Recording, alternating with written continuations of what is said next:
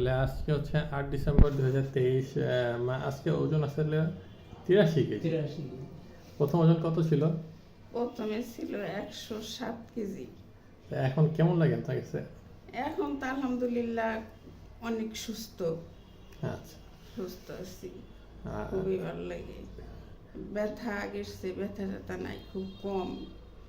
শরীরের সুস্থ আছি। আবার মনে করেন যে খাওয়া দাওয়া মোটামুটি খাই, হাঁটা চলা, ঘুম আল্লাহ রহমতে এক হয়, ঘুম হইতো না তো আগে।